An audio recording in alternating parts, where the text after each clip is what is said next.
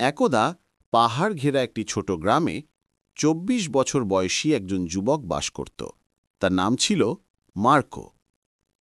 Marco ছিল খুব অস্থির। তার মন সব সময় চিন্তায় ভরা থাকত। সারা দিন ধরে নানা চিন্তা আসত আর যেত। আর এই চিন্তাগুলো তাকে অস্বস্তিতে ফেলত এবং ক্লান্ত করত। সে সব সময় তার অতীত নিয়ে দুঃখ পেত আর ভবিষ্যৎ নিয়ে অনেক চিন্তা করত। এই কারণে তার মন ছিল ঝড়ের মতো। সে শান্ত থাকতে পারত না, তার ঘুম ভালো হতো না, আর সে ভুলেই গিয়েছিল কিভাবে হাসতে হয়। একদিন মার্কো দূরের পাহাড়ের একটি গ্রামের কথা শুনল। লোকেরা বলতো যে সেখানে একজন জ্ঞানী বৃদ্ধ বাস করেন। সেই লোকটি একসময় শহরের একজন বিখ্যাত মনোবিজ্ঞানী ছিলেন।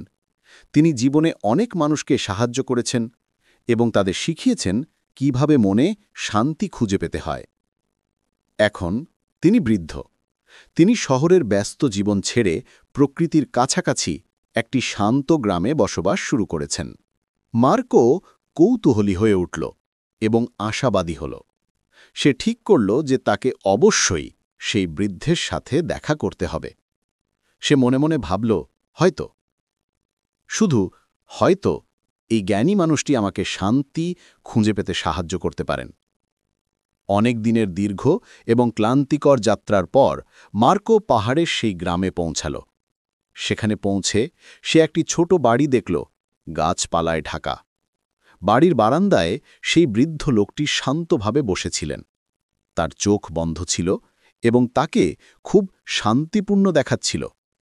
মার্কো তার কাছে গিয়ে আলতো করে বলল, দাদু, আমার মন খুব অস্থির। আমি চিন্তা করা থামাতে পারি না। আমি আমার মনে শান্তি চাই। আপনি কি আমাকে সাহায্য করতে পারেন? বৃদ্ধ লোকটি ধীরে ধীরে চোখ খুললেন এবং শান্ত হাসি দিলেন। তিনি বললেন, তাহলে তুমি শান্তি খুঁজছ? তাহলে আমার সাথে এসো, আমি তোমাকে একটি ছোট কাজ দেব। তিনি মার্কোকে তার ছোট উঠানে নিয়ে গেলেন।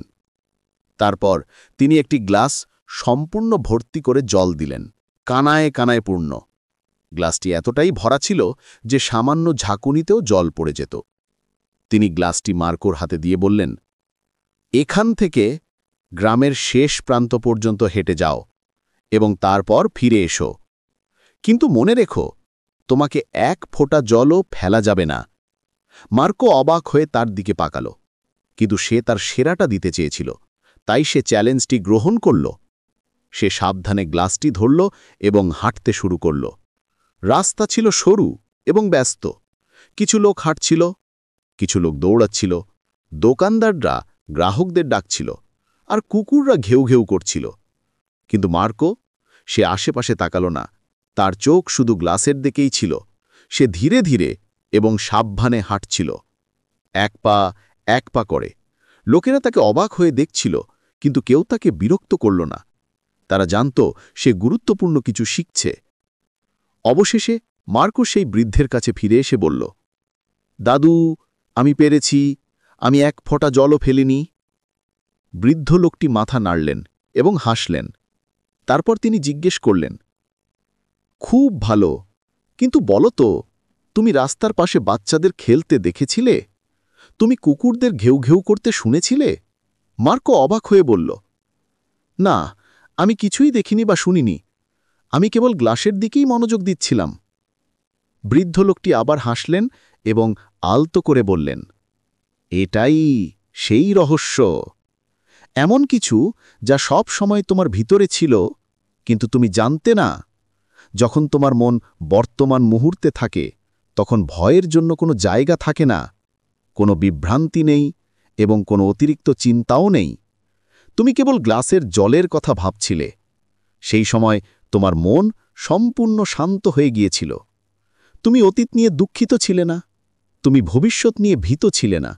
ধীরে ধীরে মার্কো বুঝতে শুরু করল, এটাই সেই শান্তি যা সে খুঁজছিল। শান্তি এমন কিছু নয় যা আমরা বাইরে খুঁজে পাই। শান্তি ইতিমধ্যেই আমাদের ভিতরে আছে, যখন আমরা বর্তমান মুহূর্তে বাঁচি।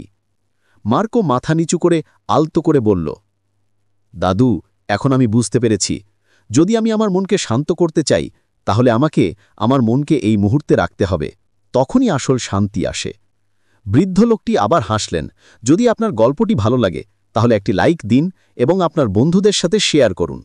আর এই ধরনের আরও অনুপ্রেরণামূলক গল্পের জন্য আমাদের চ্যানেলটি সাবস্ক্রাইব করতে ভুলবেন না। আমাদের সাথে থাকার জন্য ধন্যবাদ। ততক্ষণ পর্যন্ত ভালো থাকুন এবং শান্তিতে থাকুন।